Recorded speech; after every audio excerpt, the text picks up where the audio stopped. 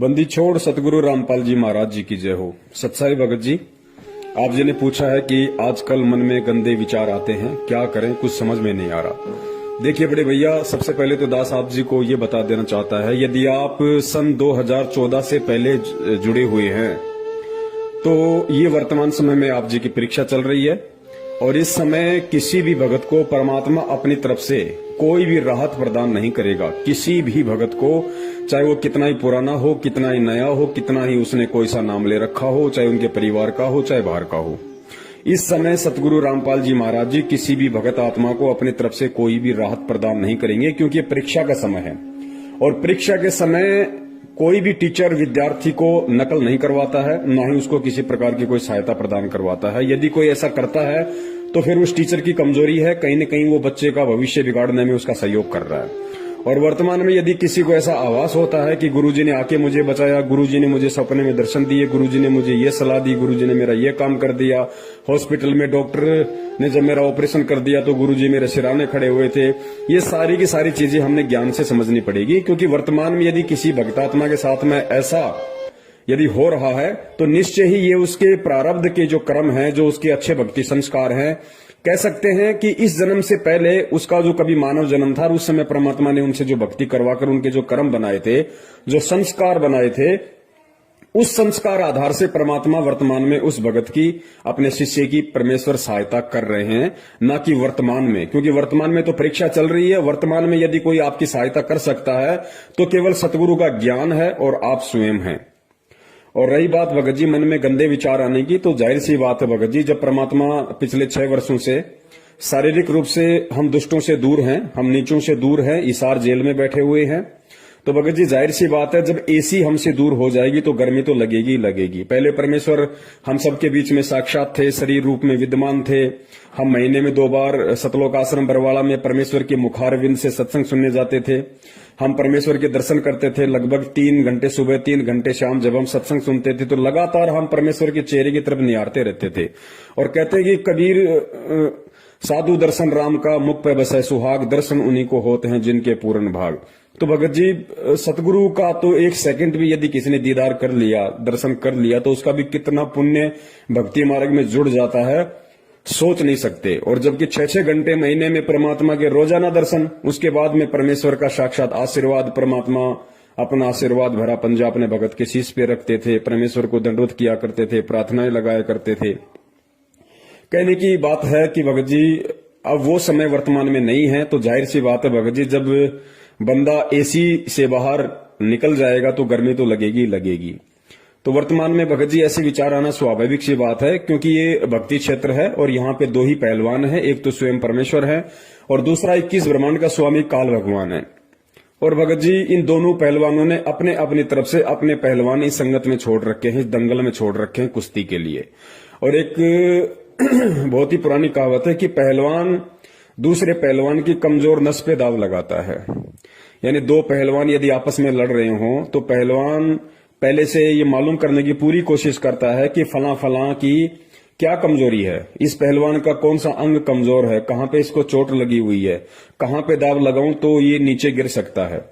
तो वर्तमान में भगत जी हम सभी जीव हैं और हमारे अंदर 5 विकार, किसी में कम तो किसी में ज्यादा, सभी के अंदर विद्यमान हैं। और ये 5 विकार उस काल भगवान को दाव लगाने के लिए एक बहुत बड़ा चांस है। और किसी न किसी भगत में किसी न किसी विकार का बहुत ज्यादा दबाव होता है। किसी के ऊपर रजोगुण का दबाव होता है, किसी के ऊपर तमोगुण का, तो किसी के ऊपर शतोगुण का। और जिसके ऊपर जिस गुण का ज्यादा प्रभाव है, काल उसी आधार से उस भगत की उस कमजोर नस को पकड़ता है और वही चीजें बार बार उसके सामने लाने का प्रयास करेगा। उन्हीं चीजों के आधार से काल उस भगत को तोड़ने का, भक्ति से उसका मन दूषित करने का, मैला करने का प्रयास करेगा। अब जैसे मान लीजिए किसी भाई में रजोगुण ज्यादा प्रभाव है इस समय, तो भगत जी जाहिर सी बात है उसकी थोड़ी कुदृष्टि हो जाएगी माता बहनों के प्रति, या हम मार्केट में जा रहे हैं कोई बहन दिखाई दे गई उसके प्रति हमारी दृष्टि कुदृष्टि हो जाएगी। या किसी के ऊपर अगर तमोगुण का प्रभाव है तो बात बात पे गुस्सा, झगड़ा, क्रोध करने लग जाएगा। सतोगुण का प्रभाव है तो मोह, बाल बच्चों में मोह ममता, प्रॉपर्टी में मोह ममता, काम धंधे में ज्यादा लगा रहेगा, भक्ति कम करेगा। तो इस तरह की ये दाव है वर्तमान में जो काल चल रहा है। और गुरुदेव ने इन चीजों से दूर हटने के लिए धीरे धीरे ज्ञान आधार से हमारे को तत्व ज्ञान युक्त सत्संग इसीलिए सिखाए थे कि बच्चों ये चीजें ना तुम्हारी थी, ना तुम्हारी हैं, ना तुम्हारी रहेगी। इन चीजों से धीरे धीरे तुम दूर हटना शुरू कर दो और परमात्मा से केवल यही अरदास करो कि साईं इतना दीजिए जामे कुटुंब समावे, हम भी भूखे ना रहे साधु न भूखा जाए। तो बड़े भाई, विकार सबके अंदर हैं। ऐसा नहीं है कि पवनदास में विकार नहीं है या किसी और में विकार नहीं है। और यदि कोई ये कहता है कि मैं तो निर्विकारी हो गया, तो वो सबसे बड़ा मूर्ख व्यक्ति है। जो निर्विकारी हो जाएगा उसका इस लोक में क्या काम हो, तो फिर सतलोक चला जाएगा। तो निर्विकारी इस संपूर्ण सृष्टि में यदि वर्तमान में कोई है तो केवल सतगुरु रामपाल जी महाराज जी हैं। उसके अलावा सभी लोग यहाँ पे विकारी हैं और किसी पे विकारों का प्रभाव ज्यादा है तो किसी पे विकारों का प्रभाव कम है। विकार तो अपना प्रभाव करेंगे ही करेंगे, क्योंकि ये काल की चाल है और काल साम दाम दंड भेद या किसी भी घटिया से घटिया सूक्ष्म चाल चलकर इस समय भगत को भक्ति से दूर करने का प्रयास करेगा। उसका सबसे बड़ी चाल, उसकी सबसे बड़ा दाव यही है कि किसी भी तरीके से मैं ये सत भक्ति इस व्यक्ति को ना करने दूं और किसी भी तरह से इसके मन में दोष उत्पन्न करके भक्ति के प्रति, भगवान के प्रति मैं इसको भक्ति से दूर कर दूं। और एक बार ये भक्ति से दूर हो जाए, परमात्मा से ये कट ऑफ हो जाए, गुरु की शरण से दूर हो जाए, फिर मैं इसको गधा बना के छोड़ दूं, फिर मुझे कोई टेंशन नहीं। तो इस समय यदि कोई चीज हमें राहत प्रदान करेगी, यदि हमारा सबसे बड़ा सहारा इस समय कोई बनेगा, तो भगत जी केवल सतगुरुदेव जी का ज्ञान बनेगा, सतगुरुदेव जी के सत्संग बनेंगे। मन तो चाहेगा कि सत्संग ना सुनूं, मन चाहेगा आरती ना करूं, मन चाहता है कि नित्य नियम रमेणी ना करूं, मन चाहेगा कि मैं मंत्र जाप ना करूं। लेकिन भगत जी यहां हमने मन को आगे नहीं बढ़ने देना है और मन को आगे ना बढ़ने देने का मूल जो मंत्र है वो केवल परमात्मा का सत्संग है। गुरुदेव ने बताया यदि किसी को बुखार है तो बुखार काटने की दवाई भी कड़वी होती है, कुनीन होती है, वो खानी ही पड़ेंगी। वो कड़वी टेबलेट ना चाहते हुए भी खानी ही पड़ेंगी और एक दिन ऐसा आएगा उसका बुखार छो मंत्र हो जाएगा। तो परमेश्वर ने बताया कि जब तुम्हारे सत्संग सुनने की रुचि ना हो या इस तरह का कोई कुविचार तुम्हारे अंदर उत्पन्न हो, ऐसी भावना तुम्हारे अंदर उत्पन्न हो जाए, तो इसका एक ही उपचार है कि हम ना चाहते हुए भी हम परमात्मा का सत्संग सुने। 10 मिनट 20 मिनट थोड़ा मन ज्यादा प्रभावी होगा, लेकिन जब हम लगातार सुनते रहेंगे 10-15 मिनट, फिर उस वाणी के प्रभाव से भगत जी मन का जो दबाव है वो कम हो जाएगा और आत्मा की खुराक तो है ही सत्संग। फिर परमेश्वर दया करेंगे, धीरे धीरे फिर मन में शांति सी आने लगती है। मंत्र जितने परमात्मा की दया से मंत्र कर सकें, 2, 4, 5, 10, 15, 20, एक समय, 2 समय, 3 समय में, 10 समय में, 24 घंटे में 108 ही तो करने बड़े भाई। डोलते फिरते, खाते पीते, उठते बैठते कैसे भी हम कर सकते हैं। थोड़ी सी इच्छा देखो हमें भी करनी पड़ेगी, थोड़ा सा संघर्ष हमें भी करना पड़ेगा और यही सबसे बड़ा दाव है इस काल भगवान का। और परमात्मा भगत जी इसी बात की परीक्षा ले रहा है, क्योंकि परमेश्वर ने अपने तत्व ज्ञान युक्त जो सत्संगों की खीर हमें ठोक कर खिलाई है। तो भगत जी अब परमेश्वर ने सीधा सा मतलब ये है कि हमें काल के हवाले कर रखा है, क्योंकि काल का और परमात्मा का एग्रीमेंट भी तो हुआ था कि परमात्मा उसी को लेके जाना जो आपका ज्ञान समझ के आपका हो जाए, और जो आपका ज्ञान समझ के आपका न हो पाए, जो दो नाव में सवारी करे उसको आप हाथ मत लगाना, वो मेरा होगा। तो परमेश्वर ने भाई ठोक के ज्ञान दे दिया। अब जो परमेश्वर का होगा, जो सतगुरु का शिष्य होगा, वो टस से मस नहीं होगा। वो हर परेशानी को, हर परिस्थिति को, हर काल के दबाव को ज्ञान आधार से सहन कर जाएगा, क्योंकि परमेश्वर ने उसे वो तराजू दे दिया, वो टॉर्च दे दी, परमेश्वर ने उसे वो थर्मामीटर दे दिया कि बेटा तुझे कब क्या और कैसे करना है, किस तरीके से जब ये काल अपने चाल चले तो तूने कौन सा हथियार तूने प्रयोग करना है। तो परमेश्वर ने हमें वो वज्रबाण रूपी तत्व ज्ञान वाले अस्त्र शस्त्र दे रखे हैं। अब भगत जी उनको प्रयोग करने का समय है, वो हमने प्रयोग करने पड़ेंगे। और ये जितने भी प्रकार की घटनाएं जो संगत में घटित हो रही हैं, बहुत सारे संगत के अंदर ग्रुप बन रहे हैं, तरह तरह की बातें निकल के आ रही हैं। कोई अपने मनमुखी विचार व्यक्त कर देता है, कोई अपनी तरफ से कोई वीडियो बना के डाल देता है, या मैनेजमेंट की जो हरकतें हैं, कभी बीजेपी को वोट, कभी आरक्षणबाजी, कभी गुंडों की सीबीआई जांच, कभी ब्लड डोनेशन करवाना, कभी रक्तदान, देहदान, पता नहीं उल्टे सीधे क्रम। कहने का मतलब है कि ये जितने भी प्रकार की घटनाएं वर्तमान में संगत में घटित हो रही हैं, जिनका सतगुरु रामपाल जी महाराज जी के ज्ञान से कुछ भी लेना देना नहीं है, ऐसी घटनाओं को देखकर भी जिन भगत आत्माओं के कमजोर संस्कार हैं, वो भगत आत्माएं भक्ति से दूर होंगी। क्यों होंगी? क्योंकि उनको एक बहाना चाहिए था। उनको एक बहाना चाहिए था कि मुझे ऐसा कोई बहाना मिले कि मैं इस भक्ति से दूर हूं, क्योंकि उनके संस्कार बहुत ही कमजोर थे और वो ऐसा मौका देख रही थी कि हमें ऐसा कोई माइनस पॉइंट मिले इस भक्ति और भगवान की तरफ से और हम इस भक्ति से दूर हो जाएं, हमें एक बहाना मिल जाए। तो ये घटनाएं इस तरह की हैं, ये काल की तरफ से बहाना होती हैं और उन लोगों को एक मौका मिल जाता है परमात्मा से दूर होने का, जो लोग इस भगवान और भक्ति को इतना समझ नहीं पाते हैं, इतने दृढ़ हो नहीं पाते हैं और जिनका मन बकवादों में ज्यादा चलता है। तो भगत जी ये संघर्ष तो बड़े भाई करना पड़ेगा। परमेश्वर ने कहा कि बच्चों ये कलयुग और कलयुग की ये बिजली पीढ़ी, और इस बिजली पीढ़ी में ये संत रामपाल जी महाराज के रूप में ये परमात्मा। जब भी तुम्हारी पार होने की इच्छा हो तो देख लेना, तुम्हें गुजरना इसी परिस्थिति से पड़ेगा, तुम्हें गुजरना इन्हीं परिस्थितियों से पड़ेगा। चाहे तो आज गुजर जाओ हिम्मत करके, या चाहे अगले किसी जन्म में किसी युग में जब तुम्हारा दोबारा से दाव लग जाए तो भाई उस समय देख लेना, तुम्हें गुजरना इसी पटरी से पड़ेगा। चाहे आज गुजर लो, चाहे अन्य किसी जन्म में गुजर लेना। मन भगत जी बकवाद करे ही करेगा, क्योंकि ये काल का लोक है और हमारे शरीर में भी मन रूप में काल बैठा हुआ है, तो इतनी आसानी से भगत जी हमें छोड़ने वाला नहीं है। जब एक बात बताइए, हाँ, एक किसान साल भर तक खेती करता है, जो गवार बाजरा कुछ भी वो उपजाता है, और सारी फसल काट के जब वो अपने खलिहान में डाल देता है, रात को उसकी पहरेदारी के लिए सोता है वहां पे कि कोई चोर चुराने ले जाए, कोई आग ना लगा दे। और रात को यदि उस खलिहान में से कोई चोर यदि उसका अन्न चुरा के ले जाए तो भगत जी क्या वो किसान चुपचाप देखता रहेगा? वो लठ लेके दौड़ेगा, मरने मारने को तैयार हो जाएगा, क्योंकि साल भर तक उसने और उसके बच्चों ने वही अन्न खाना है। तो भगत जी काल भगवान का सबसे बड़ा अन्न तो आप और हम हैं। ये कोई दाल मखानी, कोई आलू टमाटर प्याज टमाटर तो खाता नहीं है, ये खाता हमारे सूक्ष्म शरीर की वासना है। तो इतनी आसानी से कैसे हमारे से इन विकारों को दूर होने देगा, कैसे हमें इन विकारों से दूर होने देगा? और जिस आत्मा का जो भी कमजोर विकार है, क्योंकि पांचों विकार सबके अंदर है, जिसके अंदर जो भी गुण ज्यादा प्रभावी है, उसी प्रकार की वस्तुएं, उसी प्रकार की सोच, उसी प्रकार के व्यक्ति ये काल भगवान उस भगत के संपर्क में लाएगा, ताकि और ज्यादा उसके अंदर मैल उत्पन्न हो, उसके अंदर वासना बढ़े और उसके मन में धीरे धीरे दोष उत्पन्न हो जाए और वो परमात्मा से दूर हो जाए। लेकिन भगत जी परमात्मा ने ठोक के हमें तत्व ज्ञान युक्त सत्संग दे दिया, तत्व ज्ञान से हमें लबालब कर दिया, और परमात्मा ने बता दिया कि भैया गरीब कच्चा हीरा कृच हो नहीं सहे घनबार, ऐसा ये मन हो रहा लेखा ले करतार। जब तुम्हें लगे कि इस तरह की कोई भी आपत्ति विपत्ति संकट मन में दोष भक्ति और भगवान के प्रति तुम्हारे अंदर उत्पन्न होने जा रहा है, तो बड़े भैया मान लेना कि उस समय ये सोच लो कि परमात्मा तुम्हारी परीक्षा ले रहा है, और उस परीक्षा में अब तुम्हें क्या करना है? तुम्हें काल के आगोश में जाना है या परमात्मा की शरण में रहना है? तो ये बहुत ही सोच समझ के भगत जी हमने विचार करना पड़ेगा इन बातों पे। और भगत जी ये विकार किसके अंदर नहीं है? ये विकार कब नहीं थे? ये देश काल परिस्थिति के अनुसार कम ज्यादा भगत जी सतयुग से लेके इस वर्तमान कलयुग तक सबके अंदर है, रहते और रहेंगे। ये आप और हमारे ये विकार है, ये यहाँ पे संपूर्ण तरीके से खत्म नहीं होने वाले। परमात्मा ने बताया कि सत भक्ति से एक दिन ऐसा होगा कि ये न्यूट्रल हो जाएंगे। न्यूट्रल मतलब ये निष्क्रिय हो जाएंगे, लेकिन खत्म नहीं होंगे। खत्म तो ये मानसरोवर पे होंगे, जहां परमात्मा इस आत्मा को न लाएंगे। सारे विकार आवरण वहां पे छूटेंगे, बाकी ये रहेंगे भगत जी। लेकिन इतना हो जाएगा कि भक्ति मार्ग में फिर हम ये ज्यादा प्रभावी नहीं कर पाएंगे। और भगत जी हिम्मत करनी पड़ेगी। हिम्मत चाहे आज कर लो, हिम्मत चाहे अगले किसी जन्म में कर लेना, या फिर अगले किसी युग में कर देना। तो थोड़ा सा जीवन है, 10, 15, 20 साल का हमारा जीवन है बड़े भाई। आंख बंद करके बैठ जाओ कि परमात्मा जो होगा सो देखा जाएगा। क्योंकि सतगुरुदेव जी भी कहते हैं कि भाई कोटि शीश तूने दे दिए यम राजा की फेंट, कोटि शीश तूने दे लिए यम राजा की फेंट। फेंट यानी झटके से लेता है ये, बकरा बना के फिर कसाई सिर काटेगा, सैनिक बना के बॉर्डर पे खड़ा कर देगा, दुश्मन काटेगा। तो परमात्मा कहते हैं कि इस काल ने असंख्यों बार करोड़ों बार तेरे शीश ले लिए फेंट झटके से।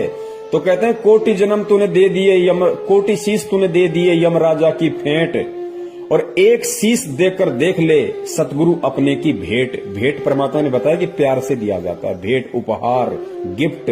तो कहते हैं ये अपना एक शीश, ये तेरा 10-20 साल का थोड़ा सा जीवन है, ये सप्रेम अपने सतगुरु के चरणों में समर्पित कर दे कि परमात्मा देखी जाएगी, जो होगा सो होगा, हम तो तेरे नाम पे। तो फिर परमात्मा संभाल लेता है भगत जी।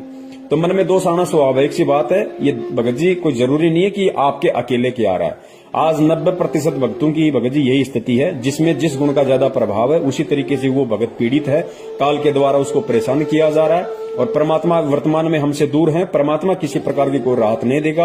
अगर राहत कुछ हमें मिलेगी तो केवल इस भक्ति से मिलेगी, परमात्मा के ज्ञान से मिलेगी, क्योंकि परीक्षा चल रही है।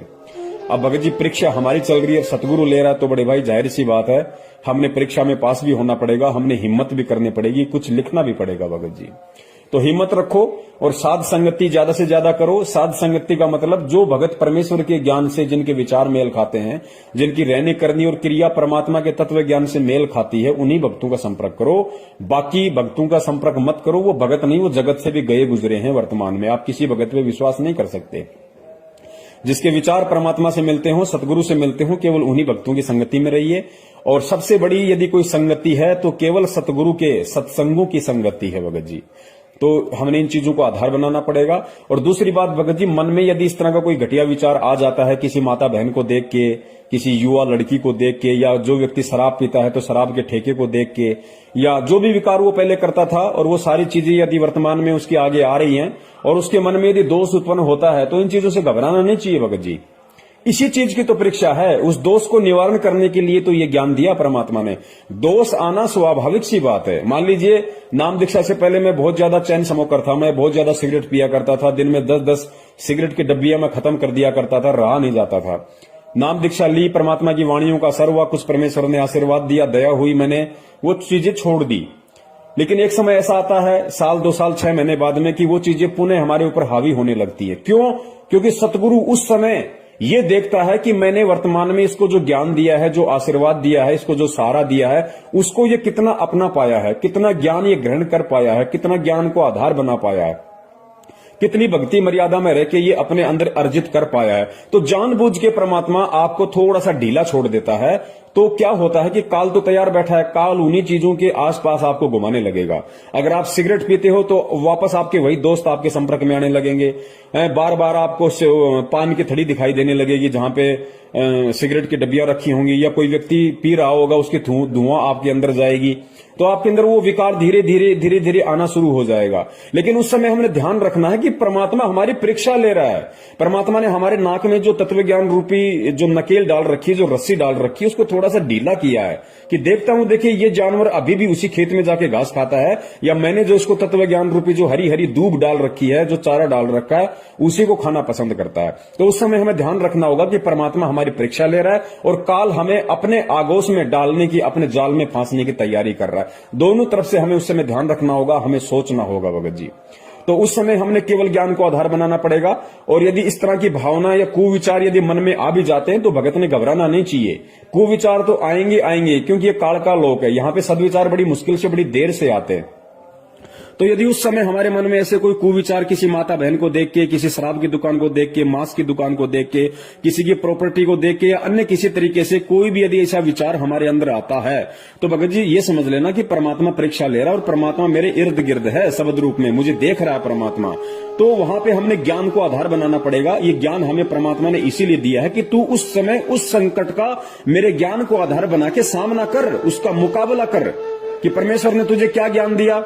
माता बहनें दिखाई देती हैं इस तरीके से, क्योंकि काल उन्हीं माता बहनों को आपके सामने लाएगा जो या तो सांसारिक रूप से बहुत ज्यादा सुंदर होंगी, या जैसे किसी ने ऐसे तंग कपड़े पहन रखे होंगे जिसका अंग अंग दिखाई दे रहा होगा। तो उन्हीं माता बहनों को आपके सामने ज्यादा लाने की कोशिश करेगा। और काल तो फिर मन रूप में बैठा हुआ, वो तुरंत उन चीजों की तरफ आकर्षित होगा। लेकिन ध्यान रखना चाहिए कि बेटा पीठ पीछे तेरा सतगुरु भी देख रहा है, पीठ पीछे तेरा बाप भी खड़ा हुआ है, तेरा बाप देख रहा है। तू काल को खुश करना चाहता है या बाप को लज्जित करना चाहता है? तो इस बात का भी हमने वहां पे ध्यान रखना पड़ेगा। और फिर वो तत्व ज्ञान रूपी जो दीवार जो परमेश्वर ने हमें दे रखी है, जो टॉर्च दे रखी है, हमने उसको आधार बनाना पड़ेगा। कि परमात्मा कहते हैं नालायक कि पर नारी को देखिए बहन बेटी के भाव, कहे कबीर कामनास का यही सहज उपाय। दारू के ठेके की तरफ हम जा रहे हैं, यदि मन में ऐसी इच्छा उत्पन्न होती है, यार क्या करें, लेक ना ले, तो ले या ना ले, ये विचार मन में आने से नाम खंड या मर्यादा खंडित नहीं होती है। आपका मर्यादा उस समय खंडित हो जाएगी जब आप उसको ले लोगे। अगर विचार आपके अंदर आ रहा है तो उसी समय आपने परमात्मा के ज्ञान को आधार बनाना पड़ेगा कि बाप पीठ पीछे खड़ा है और बाप ने बताया है कि भैया शराब पीवे कड़वा पानी 70 जन्म कुत्ते के जाने। तो देख ले बेटा, तुझे इस जन्म में सतलोक की प्राप्ति करनी है या फिर एक घूंट लेके तुझे 70 जन्म लगातार तुझे कुत्ते के लेने, और बाप पीछे खड़ा हुआ है, देख ले तुझे क्या करना है। तो भगत जी ये सारी बातें हमने विचार करनी पड़ेंगी। इसी तरीके से हम इस मन को जीत सकते हैं और परमात्मा की इस परीक्षा में हम पास हो सकते हैं। और ध्यान रखना, परमात्मा की परीक्षा में बिना परमात्मा के सहारे के कोई पास भी नहीं हो सकता। आप और हम जीव है, हमारी कोई औकात नहीं कि भगवान हमारी परीक्षा ले और हम पास हो जाएं। हम यहाँ की 8वीं 10वीं की परीक्षा में तो सप्लीमेंट्री लाख के पास होते हैं, 3rd डिवीजन बाई ग्रेस आती है, और भगवान परीक्षा ले और हम पास हो जाएं, कभी सोचना भी मत ये बातें। परमात्मा पीठ पीछे खड़ा है भगत जी, तभी हमारी थोड़ी बहुत हिम्मत इन काल लोक की इन वासनाओं से संघर्ष करने की हो रही है, अन्यथा नहीं हो सकती। तो ध्यान रखो कि शब्द रूप में आप ये मत देखो कि जेल में जेल में परमात्मा बैठा है, संत रामपाल जी महाराज जी जेल में बैठे हुए हैं, मुझे देखने वाला कोई नहीं है। परमात्मा पीठ पीछे शब्द रूप में खड़ा है, क्योंकि वो केवल शरीर रूप में जेल में है, शब्द रूप में तेरे साथ में है, तेरे इर्द गिर्द है। तो इस चीज का ध्यान रखो भगत जी कि परमात्मा 24 घंटे मुझे निहार रहा है, मुझे देख रहा है। हम किसी कंपनी में काम करते हैं भगत जी, कंपनी में अगर सोना भी पड़ा हो तो हम उसको हाथ नहीं लगाते। क्यों नहीं लगाते? क्योंकि हमें डर है कि चारों कोनों में सीसीटीवी कैमरे लग रहे हैं और वहां लिखा हुआ है कि आप कैमरे की नजर में हैं। तो भगत जी, जब हम उस 2500 के कैमरे से हम इतना डर रहे हैं कि इसके अंदर मेरी हर हरकत रिकॉर्ड हो जाएगी और मैं कंपनी में जो है मेरी बेइज्जती हो जाएगी, मुझे काम से निकाल दिया जाएगा, तो बड़े भैया यहां परमात्मा का सीसीटीवी कैमरा तो सूक्ष्म रूप में 24 घंटे पृथ्वी के कोने कोने में लग रहे हैं। अंधेरे में भी परमात्मा के सीसीटीवी कैमरे लग रहे हैं। परमात्मा का कैमरा अंधेरे में भी काम करता है भगत जी। वो भगत जी एंटी डार्कनेस वाला कैमरा है परमात्मा का। वो अंधेरे में भी काम करता है, वो सोच में भी काम करता है, वो हर चीज में काम करता है। उससे हम छुप नहीं सकते। यहाँ के कैमरे तो लाइट चली जाए हम बच जाएंगे, लेकिन भगत जी वो कैमरे ना तो लाइट से चलते हैं, ना जनरेटर से चलते हैं, ना बैटरी से चलते हैं, वो परमात्मा की पावर से चलते हैं। परमात्मा की पावर हर क्षण हर पल 1 सेकंड के लिए भी गायब नहीं होती है इस पृथ्वी से। इस चीज का हमें ध्यान रखना है। तो थोड़ी सी मजबूती लाओ भगत जी, थोड़ी सी हिम्मत लाओ। अरे भैया, अरे मीराबाई एक लेडीज होके 250 साल पहले हिम्मत कर गई भगत जी। आज तो हम युवा हैं, अपने आप को मर्द कहते हैं भाई, हम युवा, और इतना परमात्मा ने ज्ञान दे दिया ठोक के। और परमेश्वर कहते हैं रण भक्ति और दान ये तीनों काम जवान। रण भक्ति और दान, रण यानी सांसारिक की भाषा में रण कहते हैं सूरवीरता को, लड़ाई झगड़े को। लड़ाई झगड़ा कौन सा? जो देश के लिए लड़े, जो अपने हक के लिए लड़े, जो निर्बल लोगों के लिए लड़े। आपस में एक दारू के पैक के ऊपर लड़ाई झगड़ा, वो नहीं। तो परमात्मा कहते हैं रण भक्ति और दान तीनों काम जवान। रण यानी युद्ध, भक्ति और दान ये केवल जवान ही कर सकता है, बूढ़ा आदमी ये तीनों काम नहीं कर सकता। तो भगत जी हमें रण भी करना है। रण का मतलब भक्ति मार्ग में इन चीजों से संघर्ष करने से है, क्योंकि भक्ति मार्ग में सूरमा उसको कहते हैं जो परमात्मा के ज्ञान आधार से सहन करता है। जो सहन करता है उसको सूरमा कहते हैं भगत जी। जो हर परिस्थिति का डट के मुकाबला करे ज्ञान आधार से, उसको भक्ति मार्ग में सूरमा कहते हैं। तो हमने इस रण में, इस भक्ति मार्ग वाले रण में भी सफल होना है। और भक्ति, क्योंकि भगत जी युवा शरीर होता है, जवान खून होता है, वो जाग भी सकता है, मेहनत भी कर सकता है, तो इसलिए जवान व्यक्ति जो भक्ति कर लेगा बूढ़ा नहीं कर सकता। संघर्ष जो जवान व्यक्ति कर लेगा बूढ़ा नहीं कर सकता। धन कमा के जो दान जवान व्यक्ति कर लेगा बूढ़ा नहीं कर सकता। इसलिए परमेश्वर कहते हैं कि रण भक्ति और दान ये तीनों काम जवान। तो भगत जी परमेश्वर ने जवानी में नाम दिया, इसका मतलब क्या है? इसका मतलब ये है कि परमात्मा चाहते हैं कि बेटा डट के भक्ति कर, संघर्ष कर, मैं तेरे पीछे खड़ा हूं, तेरे से दूर नहीं हूं। दिखाई नहीं दे रहा वो बात अलग है, सूक्ष्म रूप में तेरे साथ में हूं, तुझे डिगने नहीं दूंगा, टूटने नहीं दूंगा। बस थोड़ा सा विश्वास रख कि परमात्मा मेरे साथ में है। बस भगत जी, फिर कुछ नहीं, ये समय ऐसा ही निकल जाएगा, मालूम भी नहीं पड़ेगा। 10, 15, 20 साल का हमारा जीवन है, इससे ज्यादा हमारी जिंदगी नहीं है। और कोशिश यही करो कि परमात्मा के शरीर में रहते सत्य हम नीचों का शरीर छूट जाए और परमात्मा हमें यहां से पार कर दे। सत साई बंदी छोड़ सतगुरु रामपाल जी महाराज की जय हो। सत साहिब।